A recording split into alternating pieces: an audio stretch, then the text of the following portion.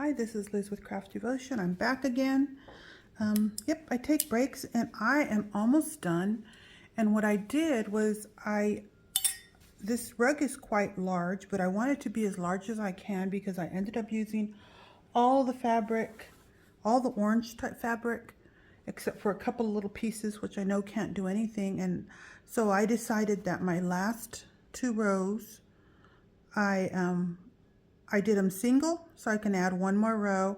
I'm considering whether I'm going to add one more beige row and then do a scallop. So, but the thing I wanted to show you, because I'm going to show you how I make this scallop, because that's one of the questions I got from a lot of people also. And, but in the meantime, I need to cut more of this sheet. So I'm going to cut a little bit more and I'm going to show you how to connect it because I have just a little bit left.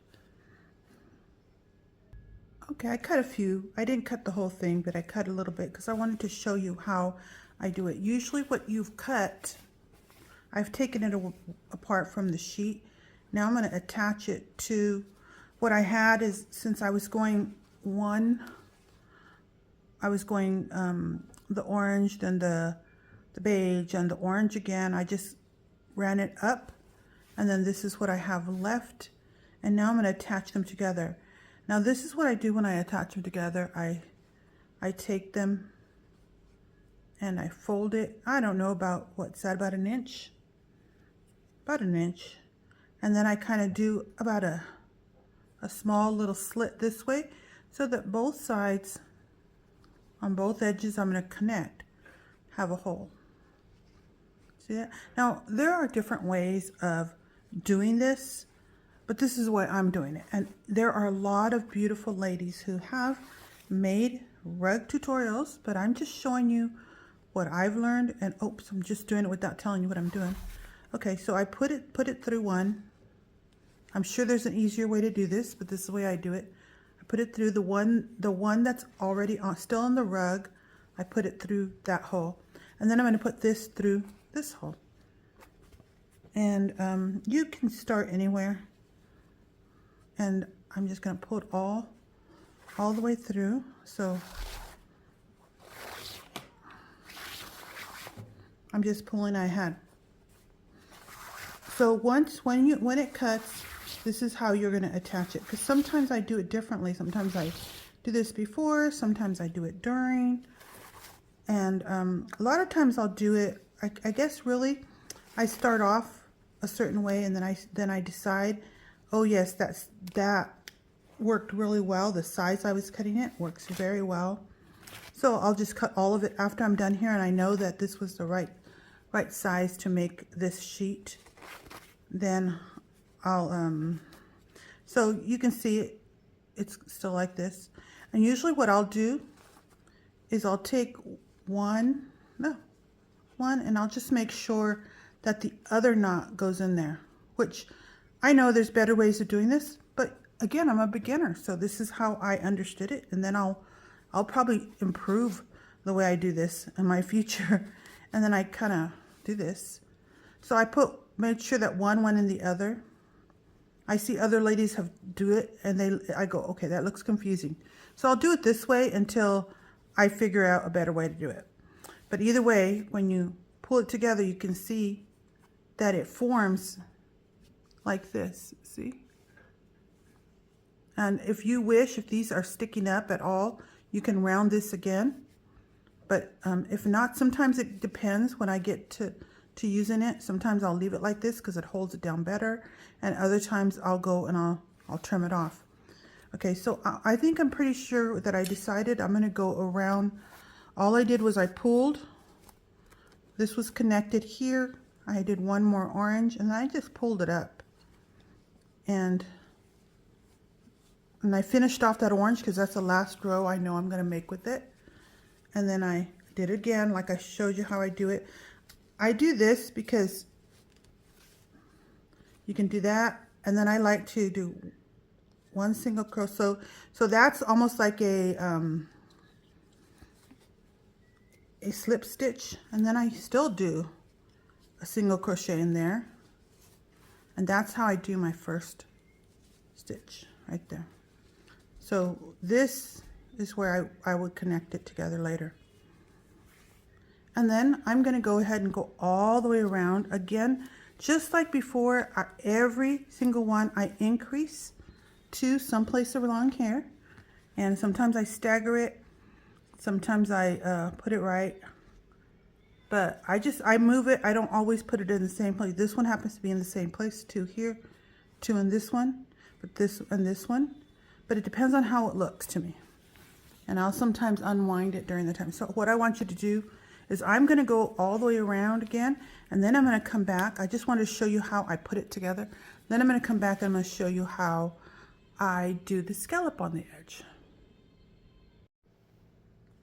Okay, here I am again. I'm going to show you how far I've gotten. I've gotten pretty far. I ended up at the end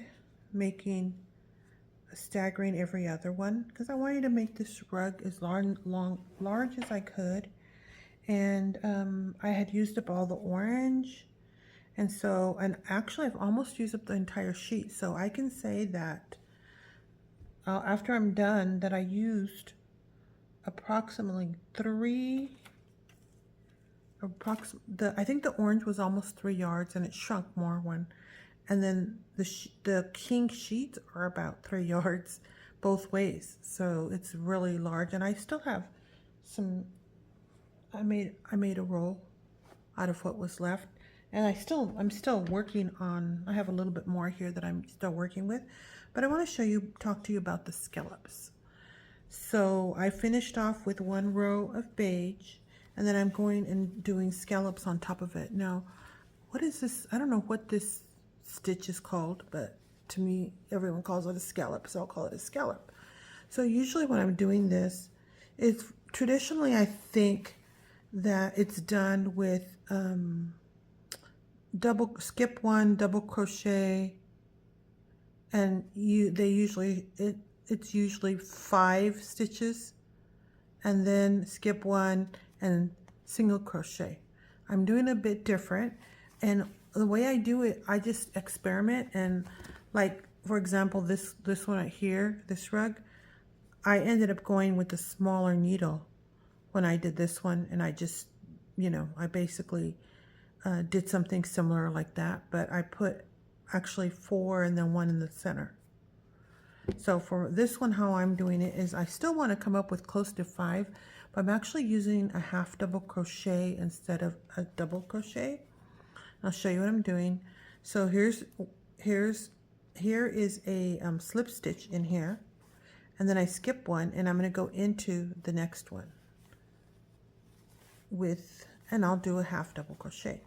Now what I do is say I decide that I want smaller stitches. Well, maybe I could make my yarn smaller and use a smaller needle, and then I do a space, and then I do another in the same one here.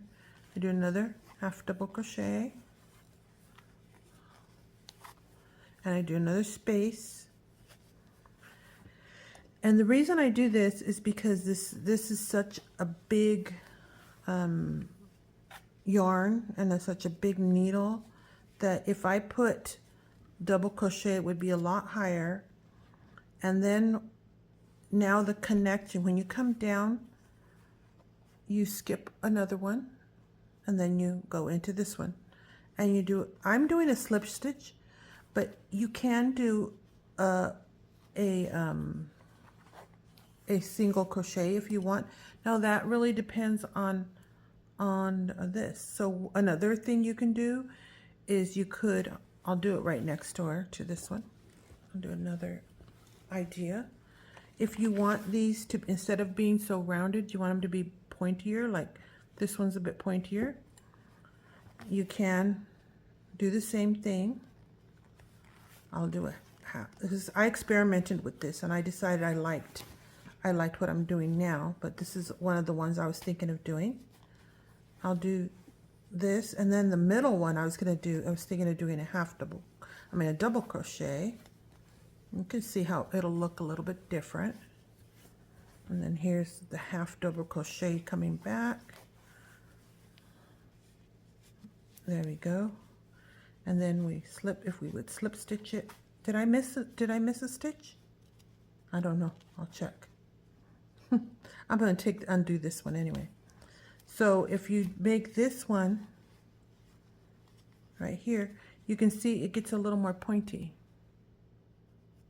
And in this case of this other one over here, I did double crochet, space 2, double crochet. So total is 1, 2, 3, 4, 1, 2, 3, 4, and it was it's double or single? I don't know. Is it single or double? If you want it pointier, you can also do that. Do 2, which I'm going to do is I'm just doing a sample so you can see the difference. Okay.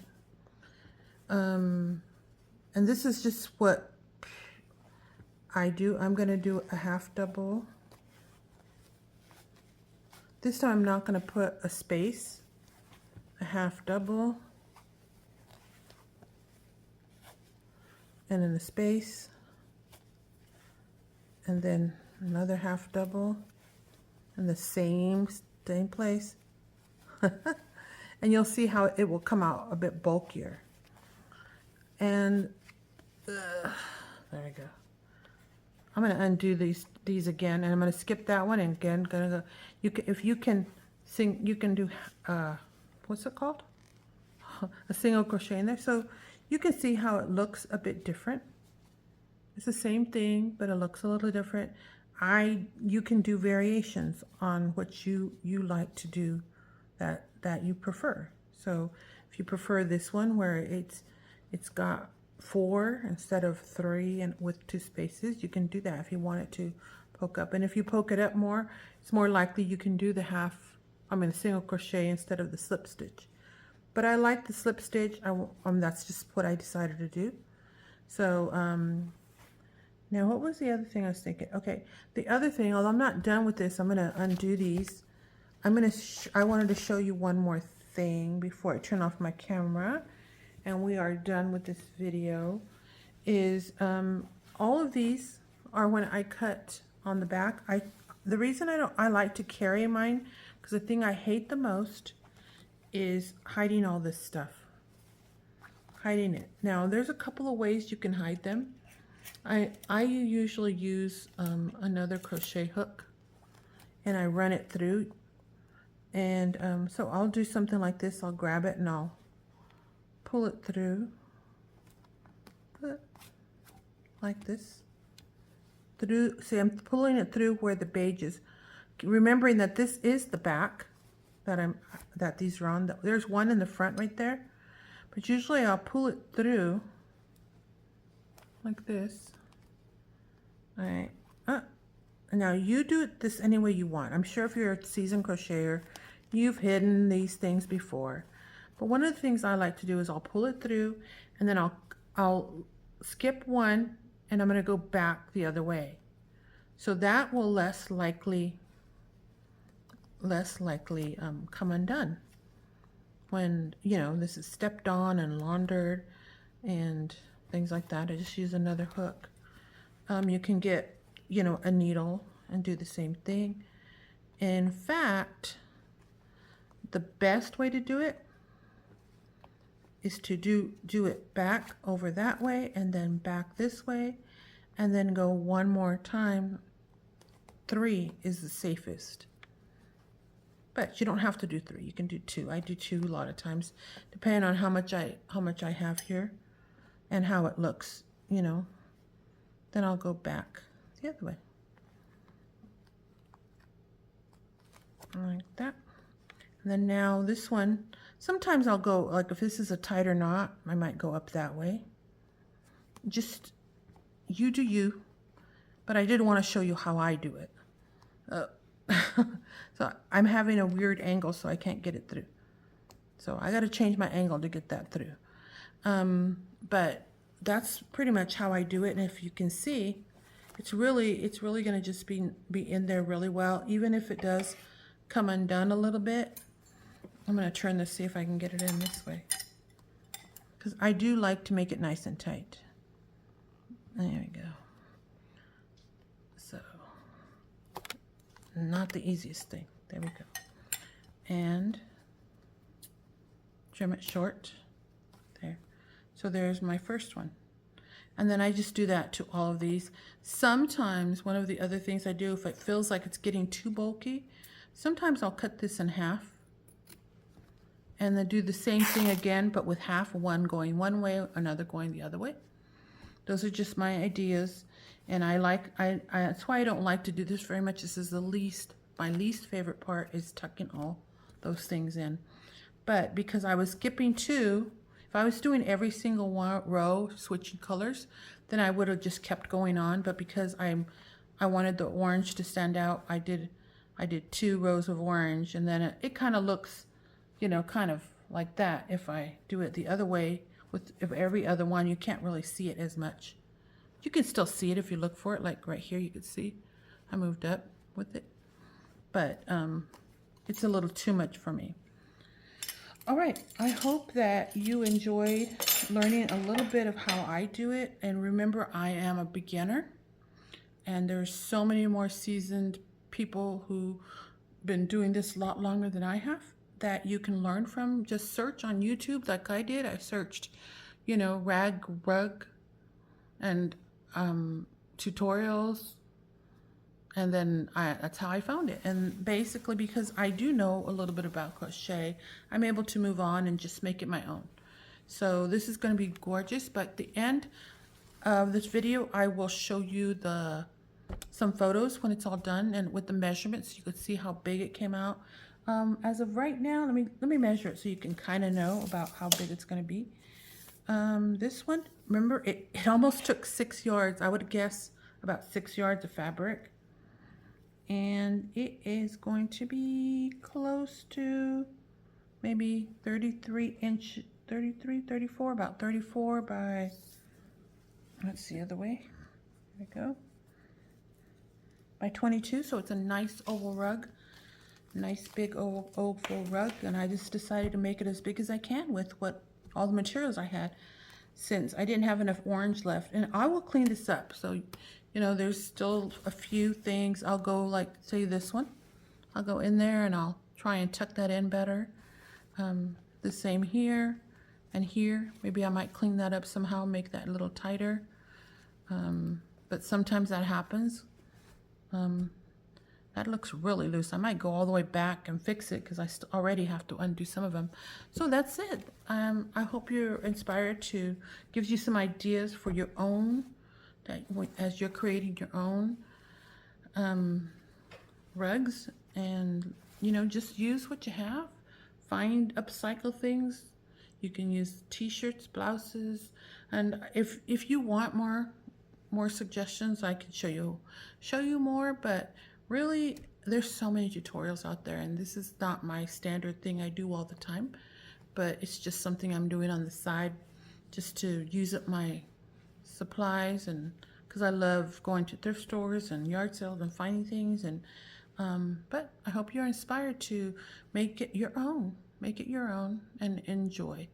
I'll talk to you guys next time. Okay, here's the rug all finished up. And basically, one of the things I did want to tell you is that what I find also is that when you're adding your scallop, you treat it also, if you start getting like it curling or too big, then you need to adjust. That's what you need to make sure you do. But this one came out beautiful. You can see it close up there. And the length of it is, don't want to make you dizzy, 34 inches. Okay, and this way it is 23. So it's all done. It's gorgeous. Okay, if you have any additional questions, basically comment, because if you comment, then I'll go and I'll tell you what's my experiences. Remember, I am a beginning rug maker, but since I have been crocheting for a while, I can figure things out on my own, and I enjoy doing that. I enjoy figuring things out my own, and I don't follow everyone's directions, but I do use people. So I want you to go and search on YouTube for other people who make crochet rugs, and you will find some, and this is how I became inspired. So any questions you have, comment below, and I'll try and answer them with another video. Thank you. I hope you're inspired to create your own.